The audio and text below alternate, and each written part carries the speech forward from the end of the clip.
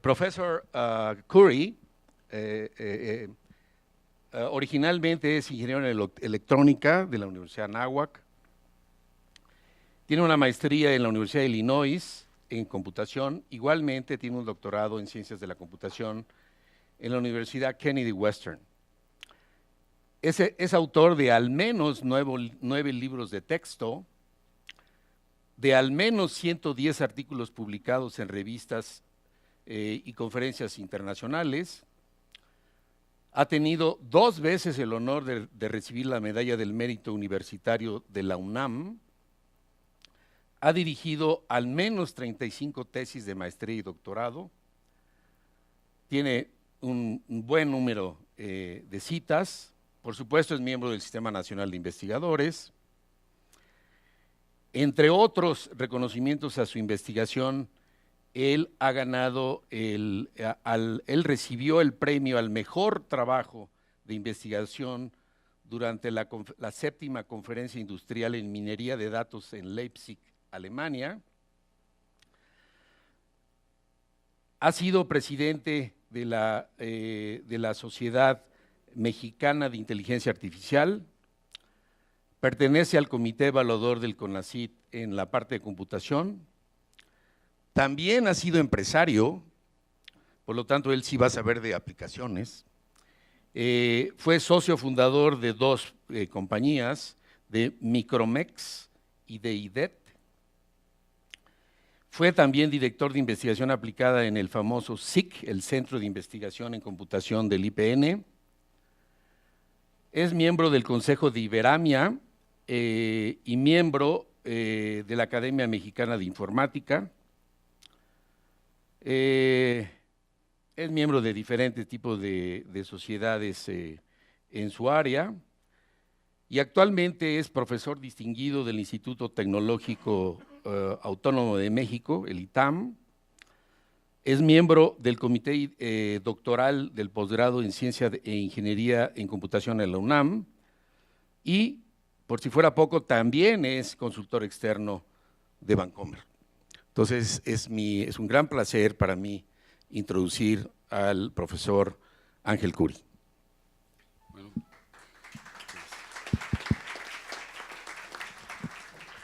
yo creo que yo sí voy a hablar desde aquí, porque con la edad ya no es cierto.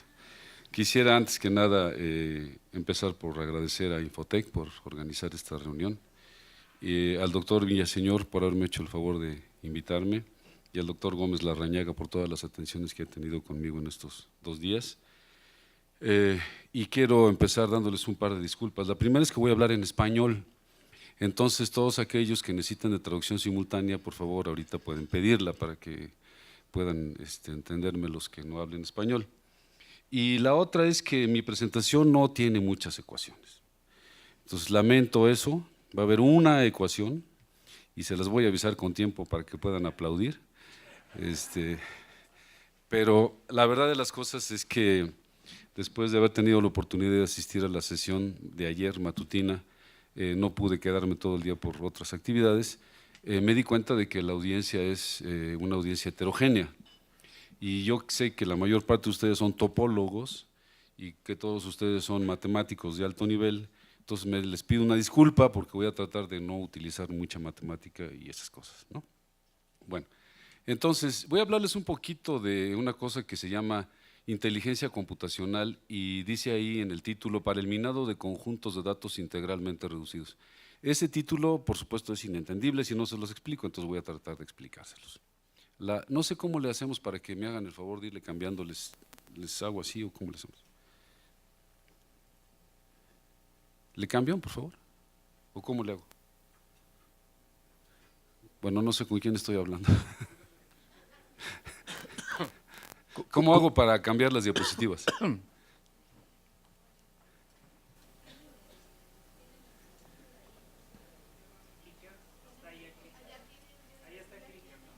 No sé, pero gracias. Ah, ya, ¿con este? A ver, con este adelanto. ¿Y apunto a dónde? ¿Aquí? Creo que es de doble. A ver. Es que, ¿y si me quiero regresar? ¿No puedo? Bueno, No importa, voy a tratar con la asistencia técnica aquí de los jóvenes.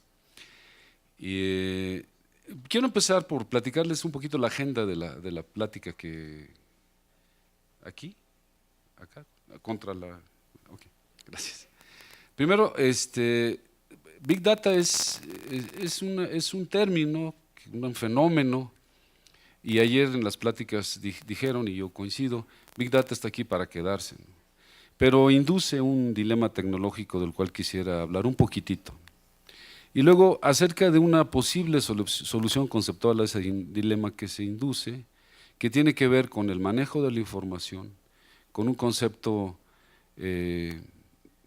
cuyo término está robado de la termodinámica, pero que en computación utilizamos mucho, que se llama la entropía, algo que tiene que ver con el modulado, y luego cómo lo aplicamos desde el punto de vista técnico, y por último, sí les voy a dar una aplicación, porque pues, por deformación profesional trato que las cosas que hago se usen en algún lado. A veces no lo logro, pero espero que. Bueno, entonces ya se ha dicho mucho lo que es Big Data, ¿no? Lo único que quiero enfatizar aquí es que los datos son datos que están altamente distribuidos, que aparentemente no tienen estructura y que tienen un gran volumen. Creo que esas tres cosas definen lo que significa estar metidos en el fenómeno Big Data. Ay, ya se pasó. Uy, es que lo voy a dominar. Ahora, ¿de dónde salen tantos datos? Bueno, pues salen de muchas áreas, ¿no? Algunas ya se mencionaron. Nacen de las áreas científicas, nacen de las áreas financieras, nacen de las redes sociales, nacen de otras muchas. Yo aquí nada más estoy mencionando algunas y no se las voy a repetir. Ustedes pueden echarle una mirada en este momento. Entonces, lo importante es que el origen de los datos obedece a muchas fuentes, en principio desconectadas. Para el otro lado. Okay. Ahora, en realidad, lo importante desde mi punto de vista aquí es que el fenómeno de Big Data nace porque los sistemas de cómputo se han hecho cada vez más baratos, pero no solamente se han hecho más baratos, sino que se han hecho también más eficientes. Entonces, esto nos da un efecto de bola de nieve muy interesante. Hace no tantos años, hace unos 30 años, el costo de utilizar una computadora con las características de las laptops que hoy tenemos era 100 veces o más tal vez, ¿no? Pero además no había computadoras como esas. Las computadoras que hacen lo que hace hoy una laptop eran computadoras que ocupaban a lo mejor un cuarto de este tamaño. Yo recuerdo que en alguna ocasión estuve en el centro de cómputo de la Secretaría de Hacienda. Era un cuarto como, yo creo que unas 3 veces esto, lleno de unidades lectoras de cinta y hay una computadora y tal. Y entonces me presumían porque tenían en el conjunto de dispositivos de almacenamiento una capacidad de 2 gigabytes. Eso es lo que ha pasado con la tecnología. El costo se ha depreciado y además la capacidad de los equipos de cómputo cada vez es más rápido, son más rápidos, más eficientes, hacen más cosas. Por eso ahora algunos de los temas que seguramente se van a tocar y ya se tocaron, hubieran sido impensables hace 10 años. El fenómeno Big Data pues no existía, no porque no existiera una proliferación de datos, sino porque ahora esa proliferación es exponencial, y es exponencial porque nos cuesta cada vez menos. Y ocurre que ahora tenemos mejores herramientas para almacenamiento, mejores herramientas para transmisión y para tratamiento de los datos, y esas hacen que nos podamos generar mayor información, esa nos da todavía más datos, y entonces lo que tenemos que hacer es buscar soluciones tecnológicas que nos permitan de alguna manera manipular todo ese universo de información. Y yo aquí voy a hablar de algunos asuntos muy ligeramente porque ya hablaron de ellos o van a hablar de ellos. Y además no son nuevos, o sea, son simplemente conceptos que ahora se han puesto de moda porque son más necesarios, ¿no? El par de ejemplitos que están puestos ahí frente a ustedes son sistemas, los nombres técnicos no son muy importantes, son los nombres de las personas que los inventaron, pero básicamente tienen por objeto, ¿saben qué? Poder transferir la información de una colección de procesadores a otra colección de procesadores. Cuando ustedes trabajan con miles de procesadores, como ocurre actualmente, se vuelve muy importante el cómo hacer para que la información llegue de uno a otro, No tiene sentido que nosotros procesemos información en un elemento si luego no lo vamos a regresar a los otros para trabajar en equipo entre todos esos elementos. Esa es la característica que subsume el trabajo con grandes volúmenes de información. Partimos la información en segmentos con el propósito de dividir la complejidad del cálculo en cada uno de los segmentos que aquí están. Y los sistemas de cómputo tácitos en esas figuritas que están ahí no aparecen, son los que están a la izquierda y a la derecha. Cada una de esas rayitas dice que a la derecha hay una computadora diferente. Y lo que estamos haciendo es, ¿cómo le hacemos para transmitir la información entre una red de 1000 computadoras hacia otra red de 1000 computadoras? Entonces se inventaron estas cosas que se llaman redes de Benesch, por un lado redes de Bachel, por otro lado, y no voy a entrar en detalle, simplemente llamar su atención al hecho de que esto nos da retos tecnológicos diferentes que antes no existían.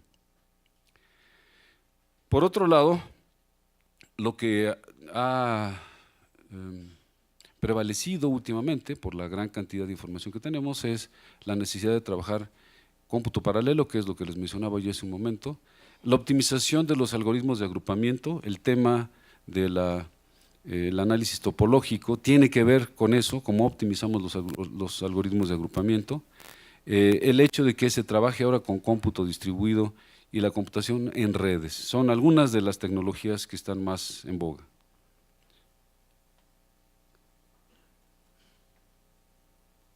Ajá.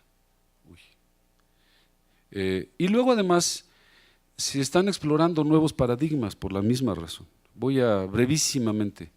Uno de los nuevos paradigmas es, en vez de trabajar con computadoras que funcionen con electricidad, se ha explorado, no es muy nuevo esto, pero ahora está muy en boga, con computadoras que trabajan con luz. Son rayos de luz en vez de corrientes electrónicas, que tiene muchas características que las hacen interesantes. Una de ellas es la disipación de calor que se tiene es mucho menor. Los fotones disipan menos energía que los electrones y cuando se trabaja con computadoras de alta velocidad, eso se vuelve muy importante, las computadoras se calientan. Ustedes seguramente han visto algunos procesadores que traen un ventiladorcito abajo para que no se quemen, pero si trabajan con rayos de luz, ese fenómeno se disminuye y se minimiza. Otra tecnología muy interesante es una cosa que se llama la tecnología criogénica. Hace años, un holandés, Kamerlingh Onnes, descubrió que si ustedes enfrían algo mucho, entonces pierde toda resistencia eléctrica. Lo que quiere decir es que ya no se calienta, pero además quiere decir que si ustedes inyectan una corriente eléctrica, esa corriente eléctrica va a permanecer ahí en tanto que el dispositivo no se caliente. ¿Okay? A ese fenómeno se le llama el fenómeno superconductivo. A lo mejor alguno de ustedes oyó hablar del famosísimo bosón de Higgs hace un par de años, eso lo desarrollaron en Europa, y una de las cosas que tuvieron que hacer para poder trabajar esas cosas fue utilizar superconductores, porque la superconductividad tiene la propiedad adicional de que cuando circula una corriente superconductiva se generan campos magnéticos muy intensos. Entonces utilizaban esos campos magnéticos para guiar los protones a lo largo del anillo del acelerador de partículas. Cuando se inventó la superconductividad no estaban pensando en el Large Hadron Collider, créanme que no, pero lo que hicieron las gentes de CERN fue justamente aprovechar esa propiedad. Lo que sí han hecho es diseñar computadoras superconductivas. IBM diseñó y construyó una en los 70s, esto no es nuevo. ¿Okay? Sin embargo, el hecho es que las otras tecnologías se han abaratado tanto que no se hizo económicamente interesante el seguir trabajando con este tipo de tecnología. Sin embargo, la otra propiedad que no les mencioné que tienen los sistemas de cómputo criogénico es que son mucho más rápidos que las computadoras tradicionales. Son entre 10 y 100 veces más rápidas. ¿Okay? Bueno. Luego, resulta que alguien se dio cuenta que cuando los seres biológicos operan, el hecho de vivir, pues, es un sistema de cómputo muy complejo. Y entonces hubo algunos investigadores que elaboraron sobre eso y resolvieron problemas de investigación de operaciones utilizando efectivamente ácido desoxirribonucleico. Y por último, hay muchas otras, pero no voy a hablarles de muchas de ellas, nada más es un poquito para darles el feeling de lo que ha ocasionado todo esto. Es que ahora se utilizan elementos que aprovechan las características de la mecánica cuántica. Eso permite que en lugar de que se trabajen con elementos de 2 valores, bits, se trabajen con muchos bits. En particular se trabajan con una cosa que le llaman qubits.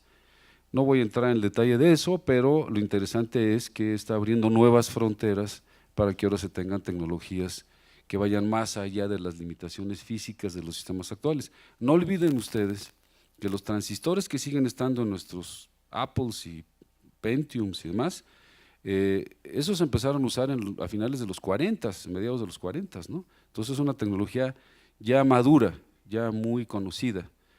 Se han logrado grandes volúmenes de información, mucha compactación de las componentes físicas. Los últimos microprocesadores Intel tienen alrededor de 70 millones de transistores, es decir, cabe en una uña del índice, caben 5 transistores por cada habitante de la República Mexicana. Eso es lo que hay en la tecnología actual. Y sin embargo no alcanza. Y no alcanza por el fenómeno Big Data, o no va a alcanzar. Uy. Oh, qué caray. Ahí está. Ahora, el asunto es, que es lo que quiero yo llamar su atención, es que no importa qué tecnología utilicemos, lo que va a ocurrir es que en algún momento esas tecnologías van a ser trascendidas por el volumen de información que se está produciendo. ¿Quién es? Entonces hay que buscar algo nuevo, porque independientemente de lo que hagamos, el volumen de información va a seguir creciendo. Entonces, no he escuchado aquí, pero bueno, a lo mejor no estuve en las sesiones donde se habló de eso. No es lo mismo hablar de datos que hablar de información. Traté de hacer una analogía muy simplista aquí y estoy poniendo unas naranjas para decir, la información es el jugo que sacamos de las naranjas, los datos son las naranjas y no son del mismo tamaño las naranjas que los vasos de jugo. Una naranja grande no necesariamente implica que haya mucho jugo, no necesariamente, y con los datos pasa lo mismo. No necesariamente tener grandes volúmenes de datos quiere decir que hay mucha información. Entonces hay que estar muy pendientes de eso, porque uno de los problemas principales que yo he visto en la práctica, y ya bajando de las cuestiones teóricas, es las bases de datos suelen diseñarse en momentos de apuro, y entonces lo que ocurre es que no son muy eficientes y hay muchos datos, pero no hay tanta información. Y podemos tratar de mejorar el comportamiento de nuestros sistemas exprimiendo las naranjas. Perdón, esa es la ecuación que ustedes estaban ansiando y esperando. Ya pueden aplaudir si gustan. Esa es la ecuación. Bueno, ayer estaba diciendo uno de los ilustres predecesores en la mesa que a veces no se sabe si quitar un pedacito nos va a quitar información. Y él ponía un ejemplo muy interesante, decía, si estamos en un pueblo donde nada más hay una escuela y hablamos del director de la escuela, pues hay información. Bueno, la realidad es que eso es parcialmente cierto. Si se define la cuestión de información de una manera estricta, que es lo que dice esa ecuación, eso no va a pasar. No va a ocurrir que se pierda información porque le quitamos un pedacito de información al texto. La información se mide de manera absoluta. Y el término entropía se refiere a qué tanta información promedio tenemos en una colección de datos. Eso es lo que quiere decir. Olvídense de las definiciones, eso no es muy importante. Lo que es interesante es que somos capaces de definir de manera precisa y medir de manera precisa la información contenida en un acervo de datos, no importa qué datos sean. No importa si sus datos son un texto de Miguel de Cervantes, no importa si sus datos son una sinfonía de Beethoven o una canción de Juan Gabriel, podemos medir la información en todas esas cosas y compararla. ¿Okay? Nosotros podríamos en principio analizar una canción de Juan Gabriel y compararla con el último discurso de alguien, ¿no? Y saber quién tiene más información. Eso se puede hacer y eso no deja duda en cuanto a si la información está ahí o no. Podemos medirla, podemos cuantificarla y podemos preservarla. Entonces, es un ejemplito muy simple, no se me ocurrió otra cosa mejor, pero lo que hice fue, tomé la manzana esa y la expresé como un dibujo. Si ustedes tienen laptops y tienen la curiosidad de ver, Las imágenes que tienen la terminación BMP tienen muchos datos y poca información. En cambio, si ustedes toman una imagen en JPG, tienen mucha información y pocos datos. Y ese es un ejemplo porque la relación que existe entre la cantidad de datos que existen en la imagen de arriba y la de abajo es de 17:1. Y sin embargo la información es la misma. Si ustedes me dicen que pueden distinguir la diferencia entre la foto de arriba y la foto de abajo, pues no los voy a creer tal vez, ¿no? Se parecen muchísimo, pues. Y sin embargo, una ocupa 17 veces más datos que la otra, pero es la misma información. Entonces, una de las cosas que podemos hacer para mejor tratar las grandes bases de datos es, vamos a ser más eficientes. Y entonces lo que queremos hacer es tratar de preservar la información sin necesidad de quedarnos con todos los datos. Esa es un poquito la idea y es un poquito lo que les voy a platicar. En vez de trabajar con un montón de datos, queremos trabajar con la información equivalente en una colección de datos más pequeña. Lo que queremos es extraer una muestra que sea lo más chiquita que se pueda y que no pierda información. Y trabajamos con esa muestra en vez de trabajar con ese universo que puede ser enorme. Entonces, no se los voy a leer, pero la idea es, nosotros tenemos que hacer dos cosas para poder garantizar. Lo que queremos, por supuesto, es que cuando tratemos esa muestra reducida, los resultados que obtengamos sean indistinguibles de lo que hubiera ocurrido si hubiéramos tratado con el universo de información. Evidentemente, el detalle puntual, o sea, si ustedes tienen una colección de 100,000 personas, pues ya no tienen los nombres de las 100,000 personas, pero lo que quisiéramos hacer es, si vamos a hacer un análisis de comportamiento de esas 100,000 personas, a lo mejor viendo 100 de ellas, podemos encontrar los patrones. Aquí el chiste estriba en que estamos buscando patrones y queremos que los patrones que están tácitamente en la información original prevalezcan en la información reducida. Para eso tenemos que hacer dos cosas. Uno, preservar la información y dos, desde un punto de vista más de detalle, la información que está en las bases de datos generalmente son grandes tablas o se pueden ver como grandes tablas de variables. Lo que queremos es que las variables se comporten, las relaciones entre las variables sean las mismas si tomo todo el universo que si tomo un pedacito de ese universo. Esas son las dos cosas que quiero. Entonces, lo primero es, queremos encontrar una muestra reducida que tenga la misma cantidad de información.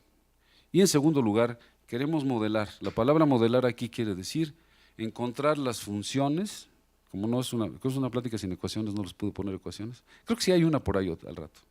Pero lo que quiero decir es queremos que las relaciones se mantengan entre todos los elementos que componen la base de datos. Ese algoritmo lo estoy poniendo nada más para que sepan que sí se hacen algoritmos al respecto, no les pido que lo vean. Ese es el algoritmo que si ustedes lo siguieran, les daría la muestra con una entropía equivalente de la otra, ¿no? Entonces, ahí lo dejo nada más, sepan que existe ese algoritmo. Si quieren tomarle fotos, pueden tomarle fotos. ¿Ok? Ahí está el algoritmo. La otra es, si yo modelo las variables, el ejemplo que se me ocurrió, ahí sí les mentí, hay otra ecuación. Si modelo las variables, yo lo que quiero ahí con ese ejemplo ilustrar es el hecho de que dos expresiones matemáticas muy diferentes dan resultados gráficos muy similares, lo estoy ilustrando de manera gráfica. Con esto lo que quiero decir es, imagínense ustedes que la relación que está en la parte de arriba del dibujo es la del universo y la parte que esté abajo es la de la muestra.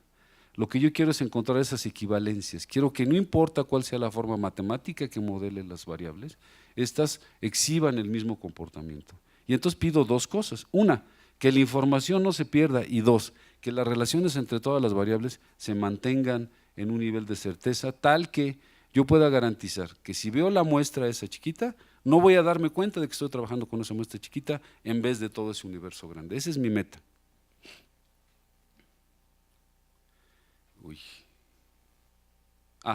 Bueno, como siempre, estas cosas se ponen al arbitrio de los colegas opinan y entonces la parte teórica es, se han hecho algunas publicaciones en este sentido.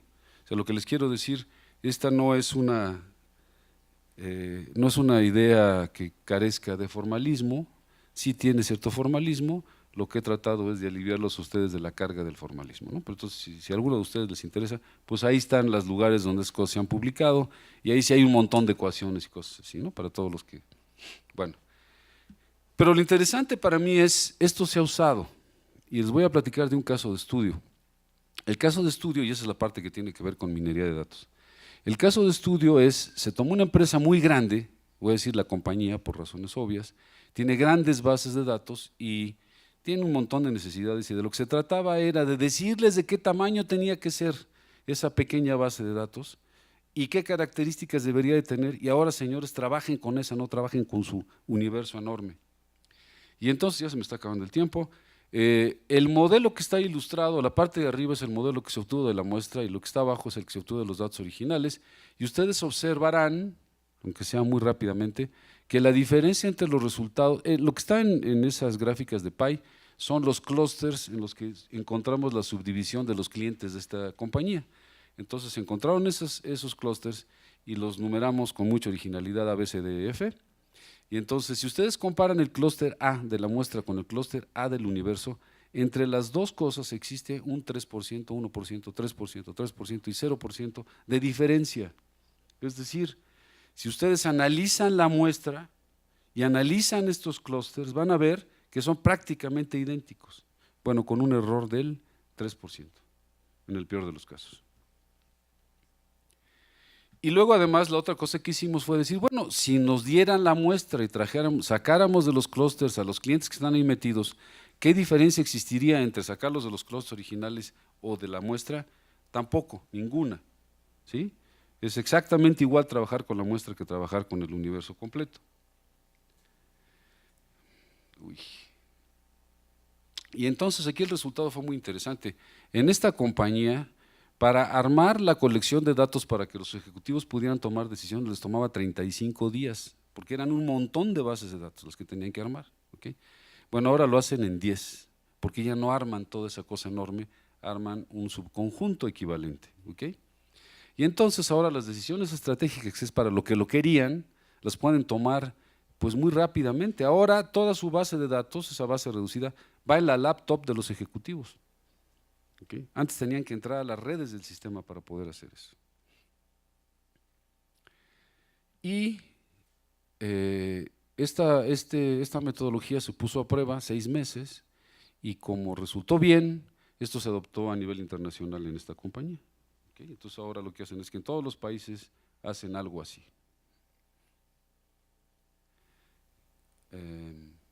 Entonces, conclusiones. Big Data no se puede echar para atrás. Es una bola de nieve, cada vez habrá más datos. Las tecnologías de punta van a ser reemplazadas porque los volúmenes de datos se van a hacer cada vez más grandes. Y una alternativa interesante es, identifiquemos la información valiosa, trabajemos con esa información valiosa y estemos seguros de que son equivalentes nuestra submuestra, y entonces podemos tomar decisiones interesantes sin necesidad de estar atados a grandísimos volúmenes de información, lo que no quiere decir que ya no queremos tener repositorios de datos, claro que queremos tenerlos, pero cuando tomamos decisiones estratégicas no necesitamos saber el nombre de las personas, necesitamos saber cuántos están haciendo algo. Y entonces cuando se identifica la información valiosa podemos eficientar los procesos. Los detalles puntuales dejan de estar ahí, pero no importan porque esos normalmente no se usan para tomar decisiones estratégicas, ¿no? Y una cosa adicional es, se evitan problemas asociados a la confidencialidad porque se pierde la individualidad de los que están ahí en esa base. ¿Okay? Y con eso, y de privacidad tampoco, nunca sabemos quiénes son las personas. Sabemos que son un subconjunto del global, pero no sabemos quiénes son. Entonces eso nos ayuda a que se mantenga confidencialidad y privacidad y se reduce lo que ayer llamaron el efecto Big Brother. Y eso es todo, muchas gracias.